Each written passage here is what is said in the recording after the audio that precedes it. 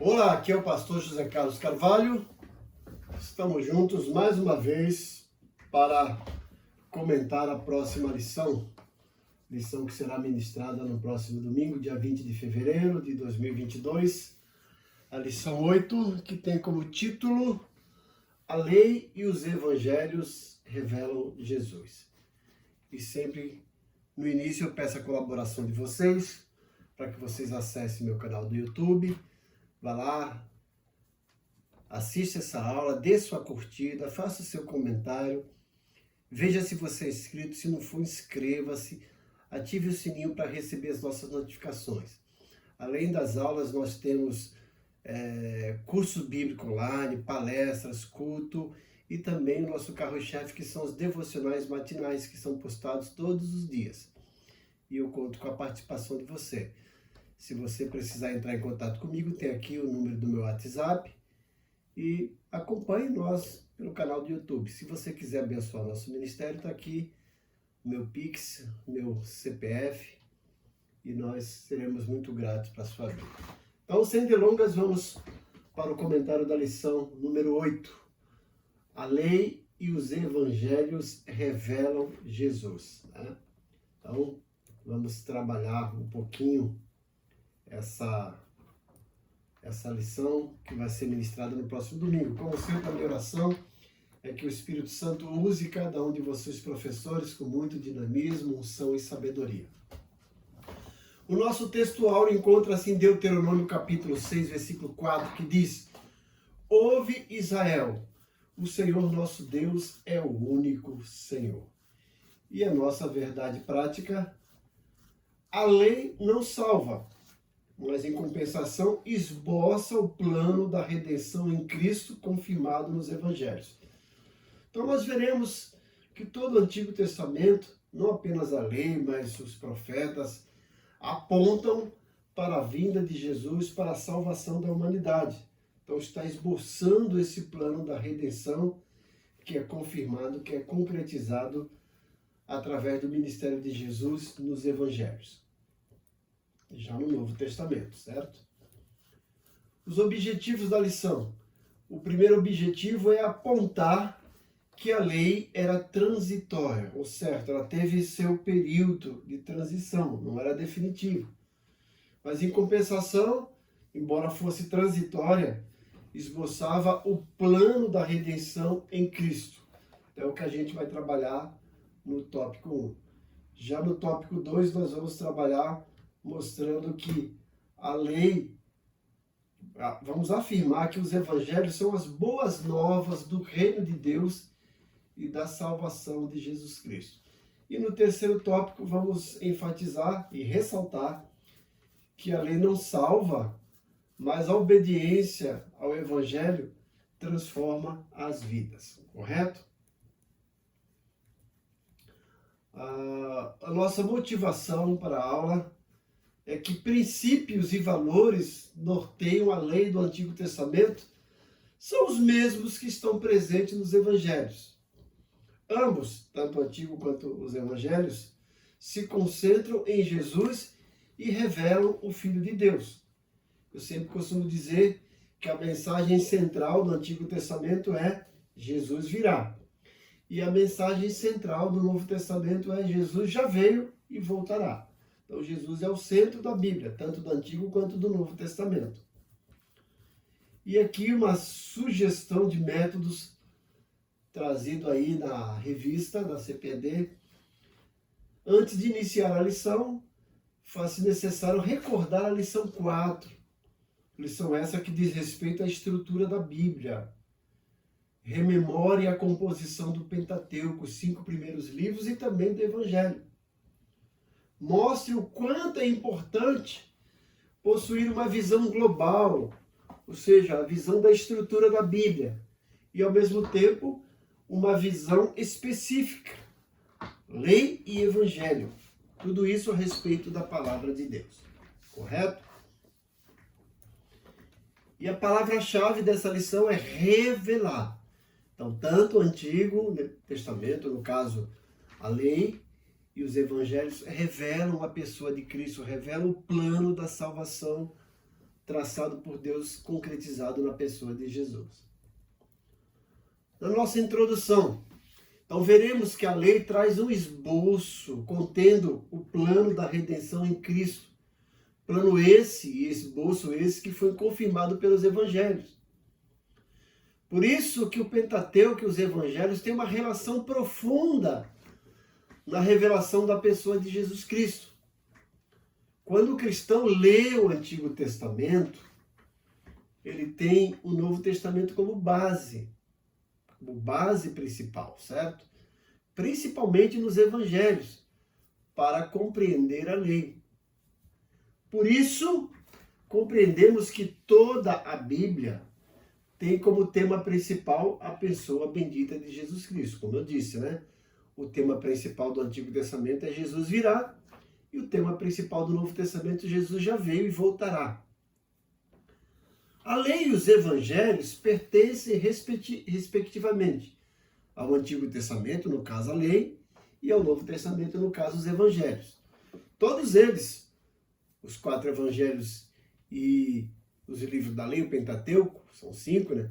São livros sagrados de origem divina que integram e compõem o cânon das Escrituras, como a gente já estudou na lição 4. Todos possuem igual autoridade como regra de fé e prática, porém com funções distintas. Então, os preceitos, as regras, as normas, as narrativas da lei têm aplicações nos evangelhos. E na lição, que será ministrada no domingo, vamos estudar a relação entre o Pentateuco e a mensagem de Cristo, né? Especificamente no Evangelho. Qual a relação, qual similaridade que essa mensagem contém, tanto no Antigo Testamento, nos livros do Pentateuco, quanto no Novo Testamento, nos 4 Evangelhos. O nosso tópico 1, vamos falar sobre o Pentateuco. Lembrando que a palavra Pentateuco é composta de 2 vocábulos gregos, penta 5 e teuco, rolos ou livros, certo? E diz respeito aos livros escritos por Moisés, de Gênesis a Deuteronômio. Então, o Pentateuco e também o Pentateuco falando da lei de Deus. O Pentateuco é a lei de Deus, né? O nosso subtópico 1, vamos falar sobre os 5 livros da lei, os 5 primeiros livros da Bíblia.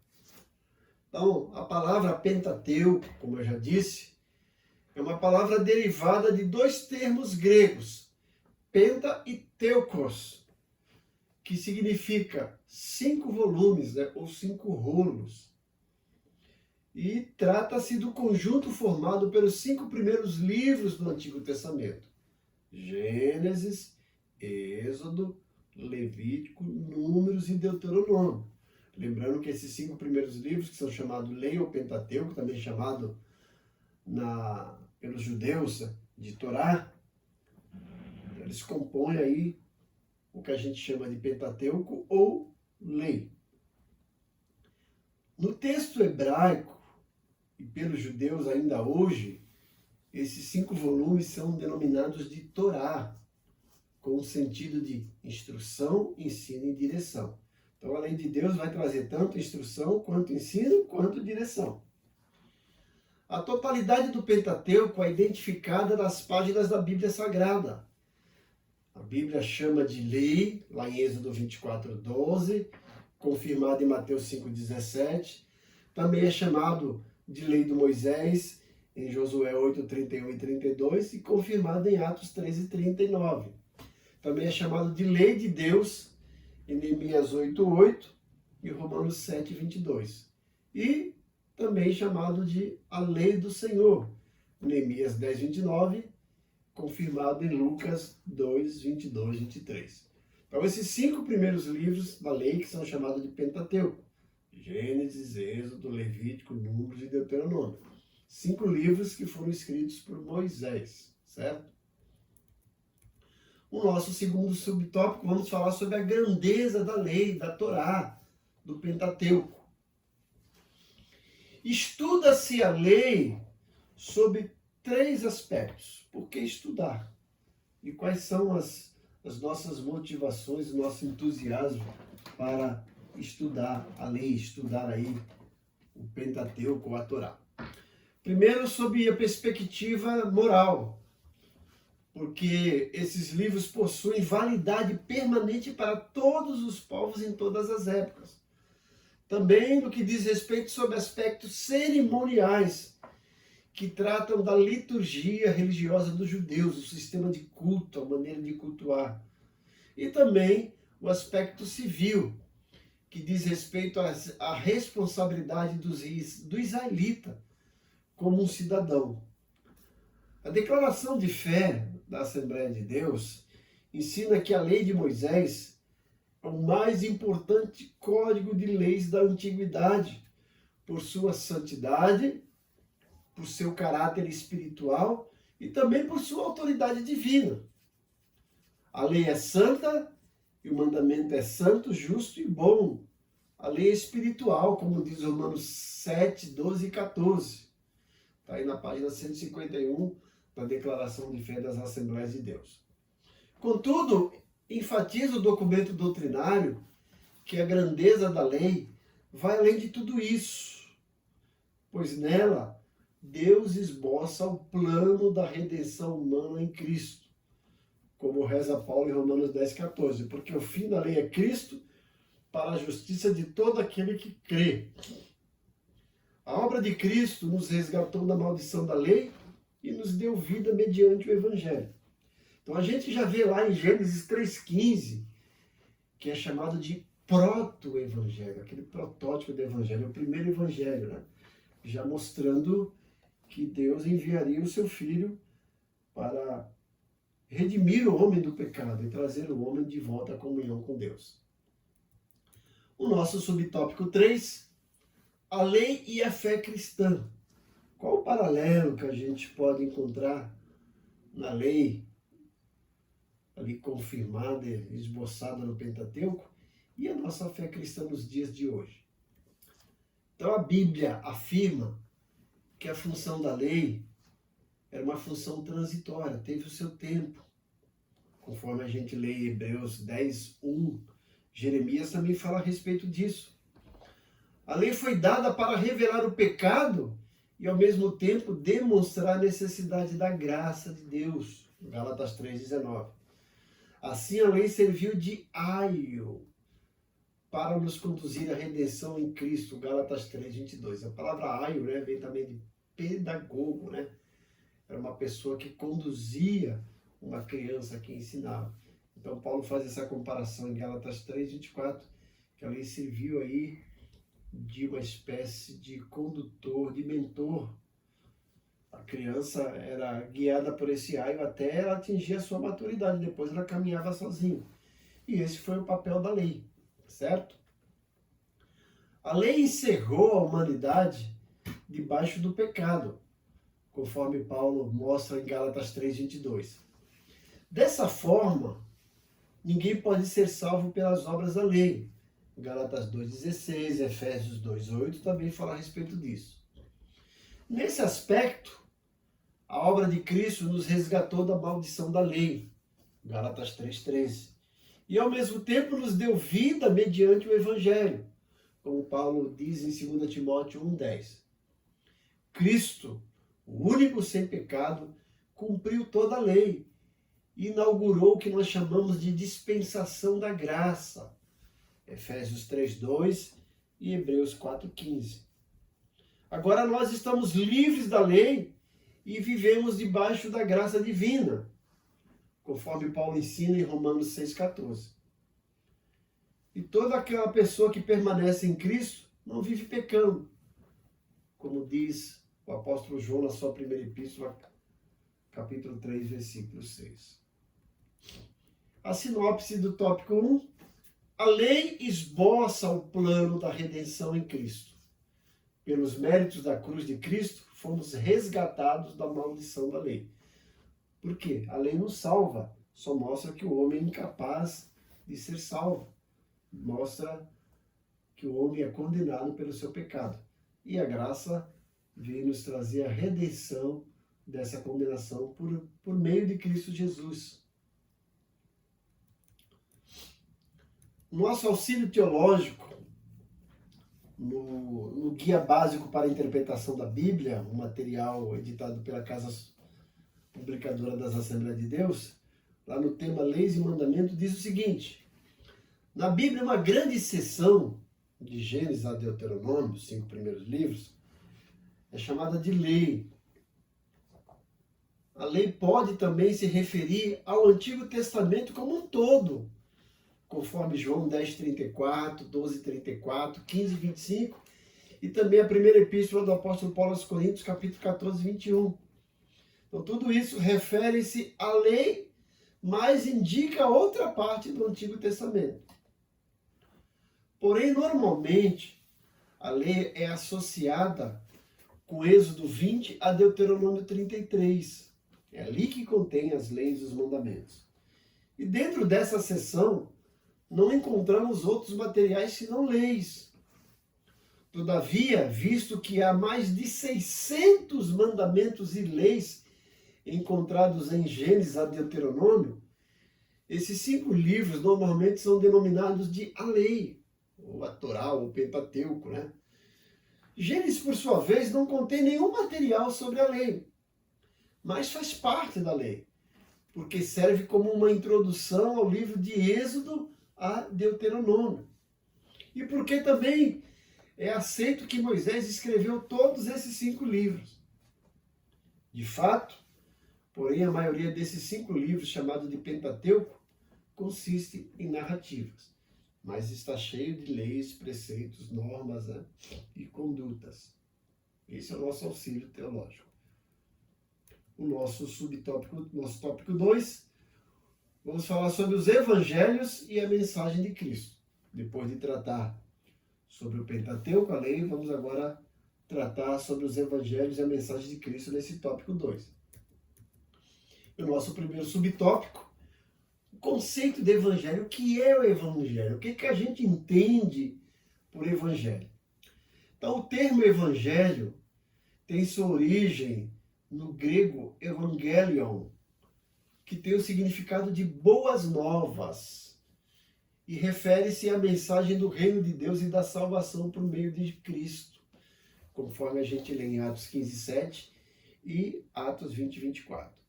Vale lembrar que lá em Lucas 2, quando Jesus nasceu, os anjos foram até Belém e anunciaram aos pastores, dizendo: eis que vos trago novas de grande alegria, ou seja, eis que vos trago o evangelho, novas de grande alegria que será para todo Israel.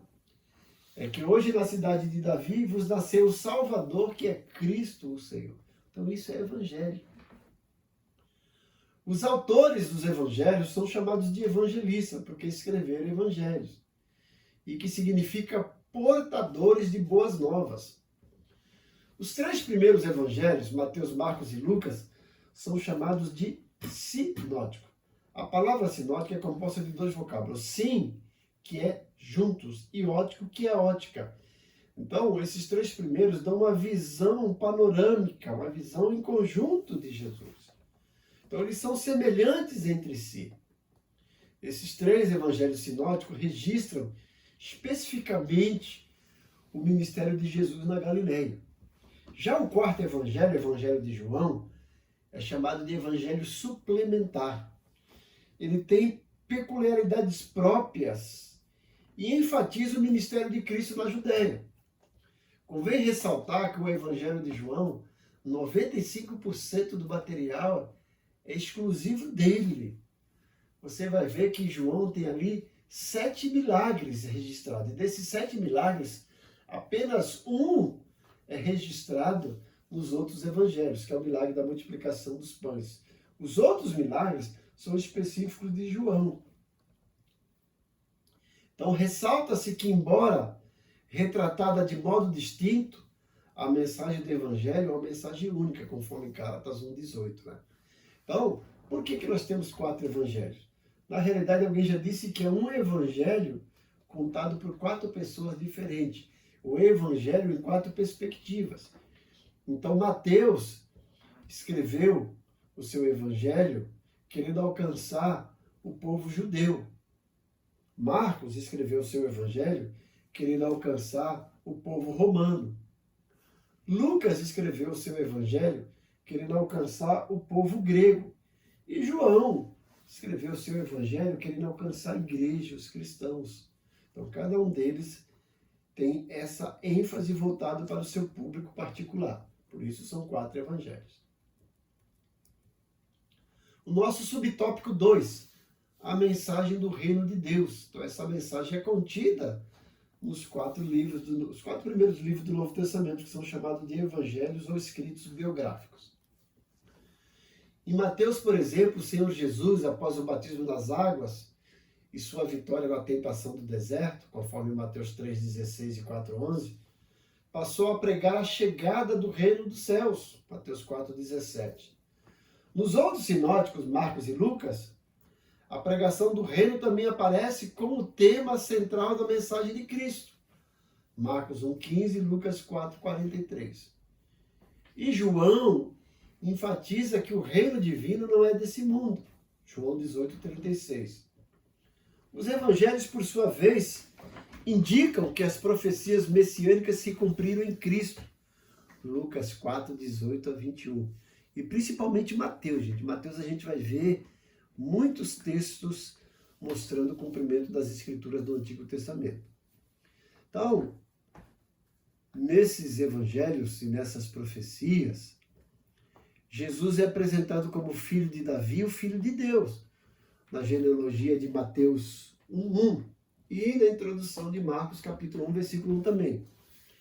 A vinda de Jesus inaugurou o começo do reino e requer a conversão dos pecadores a Deus, João 3:5.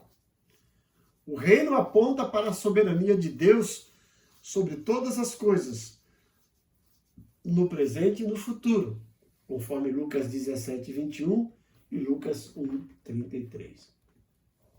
E o nosso subtópico 3, a mensagem da salvação. Então, também nos evangelhos, Jesus é identificado por 3 títulos principais: Salvador, Cristo e Senhor. É muito importante isso, como eu disse, né? A mensagem lá dos anjos para os pastores de Belém, né? Eis que vos trago novas de grande alegria, que será para todo Israel. É que hoje na cidade de Davi vos nasceu o Salvador, que é Cristo o Senhor. Então, gente, cada um desses títulos tem uma ênfase. Salvador, aquele que salva, que redime. Cristo diz respeito ao ungido, Messias e enviado de Deus. E Senhor enfatiza o senhorio de Cristo, ele é Senhor das nossas vidas. Então não basta ter Cristo como Salvador, precisamos também aceitá-lo como Senhor das nossas vidas. Mateus registra que Jesus veio para salvar o povo dos pecados, Mateus 1:21. Marcos afirma que é preciso crer em Cristo para ser salvo, Marcos 16:16. E Lucas, por sua vez, assevera que ele veio salvar e buscar o que estava perdido, Lucas 19:10. João esclarece que ele é o Salvador do mundo, que é o Cordeiro de Deus que tira o pecado do mundo, João 1:29 e João 4:42. Dessa forma, a mensagem da salvação é um ato de amor e da graça divina pelos méritos de Cristo, João 3,16, né? Porque Deus amou o mundo de tal maneira que deu seu Filho unigênito para que todo aquele que nele crê não pereça, mas tenha vida eterna. E os elementos dessa salvação incluem fé no sacrifício de Cristo, arrependimento de pecados e novo nascimento, conforme João capítulo 3, versículo 3 e versículo 15. Nesse sentido, Cristo declarou: aquele que crê em mim tem a vida eterna. João 6,47.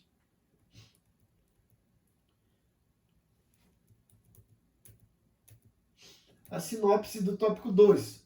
Os evangelhos são as boas novas que proclamam o reino de Deus e a mensagem de salvação em Jesus Cristo.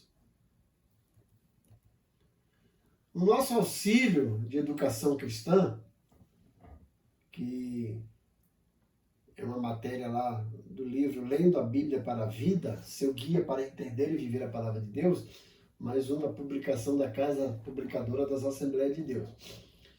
No tópico Os ensinos de Jesus sobre a lei, nós encontramos que nos dias de Jesus, os fariseus se concentravam especialmente na maneira como o povo judeu estava vivendo. Suas discussões com Jesus sobre o assunto, algumas vezes, degeneravam em divergências acaloradas e até mesmo conflitos perigosos, né? Eles tensionaram por diversas vezes matar Jesus. Então diz aqui o livro, perguntei a Greg sobre como deveríamos ler e entender o ensinamento de Jesus sobre a lei no Antigo Testamento. Ele respondeu de uma forma sucinta, medindo cuidadosamente as palavras. Ele diz, ao lermos o Sermão da Montanha, em Mateus 5, 17 a 20, vemos que Jesus aborda essa questão com mais clareza. Ele o faz em uma fase de seu ministério em que já havia sido tão contracultural que o povo chegava a perguntar, esse é o homem que de alguma maneira subjugará a autoridade da lei de Deus que é sagrada, perfeita, eterna e imutável. E aí Jesus começa dizendo, não cuideis que vim destruir a lei e os profetas. Mas logo a seguir ele diz, não vim abirrogar, mas cumprir.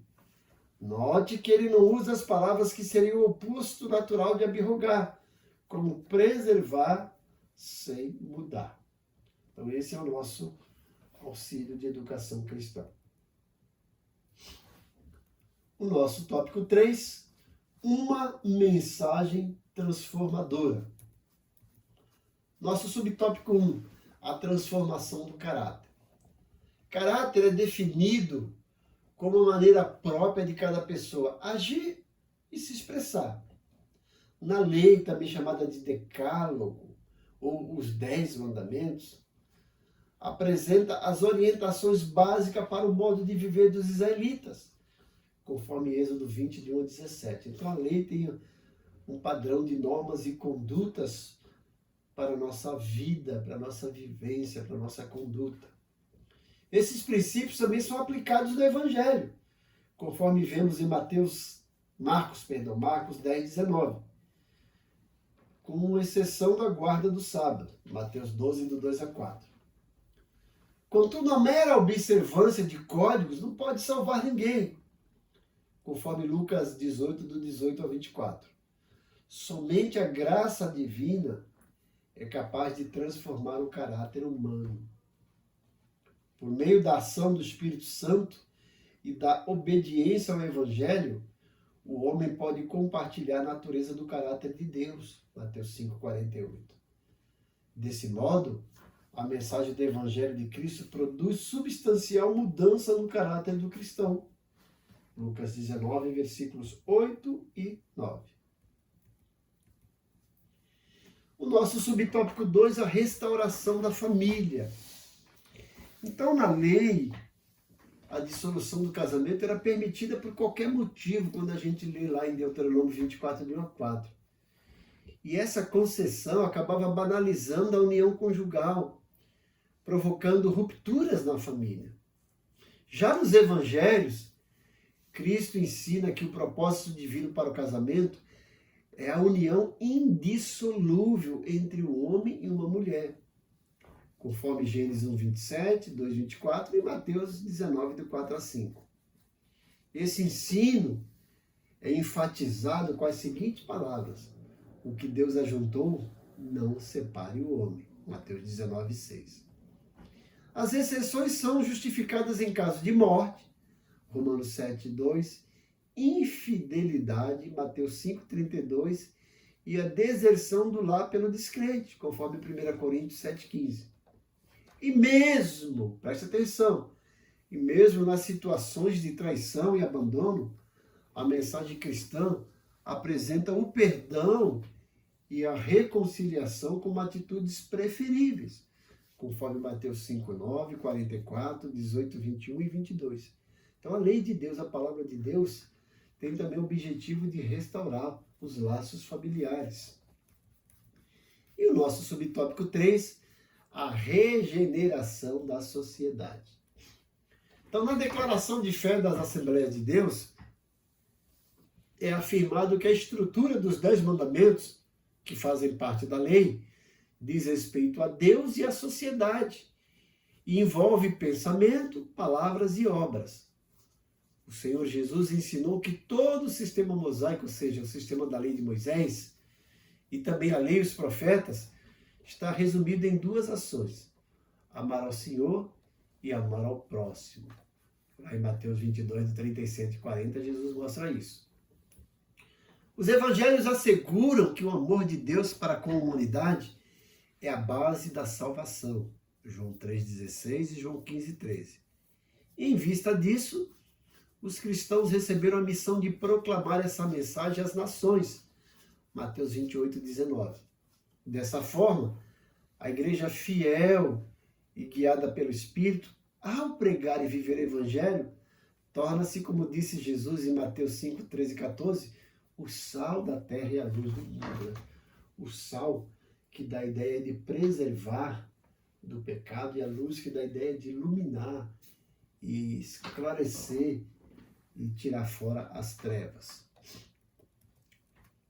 A nossa sinopse 3, a observância dos preceitos da lei não salva, mas por meio da ação do Espírito, a obediência ao Evangelho muda as vidas. E na nossa conclusão, mostramos que a função da lei era transitória. A lei revela o pecado, mas também aponta o plano de salvação em Cristo Jesus, conforme Paulo deixa registrado em Gálatas 3, 24 e 25. O Senhor Jesus nos libertou da condenação da lei, Gálatas 3, 10 e 13. Nos evangelhos, as boas novas dessa salvação são reveladas. Em suma, as obras da lei não justificam, mas pela graça somos salvos por meio do arrependimento e da fé em Cristo Jesus. Como disse Paulo em Efésios 2, 8, 9, né? Pois pela graça sois salvos por meio da fé, e isso não vem de vós, é dom de Deus, né? Não vem da lei para que ninguém se glorie. A nossa aplicação, a Bíblia toda, inteira, é a palavra de Deus. Portanto, não devemos nos relacionar com a Bíblia de maneira excludente, como se o Antigo Testamento não servisse mais por causa do Novo. Esse, no entanto, confirma aquele. Então, não existiria Novo se não tivesse o Antigo Testamento, certo? Bom, gente, esse aí foi um comentário sucinto e rápido, né? Dessa lição número 8, espero ter podido corresponder à expectativa de todos. Mais uma vez, não esqueça de ir lá no nosso canal do YouTube, dê sua curtida, se inscreva e compartilhe essa aula com o maior número de pessoas possíveis. Que Deus te abençoe grandemente. Amém.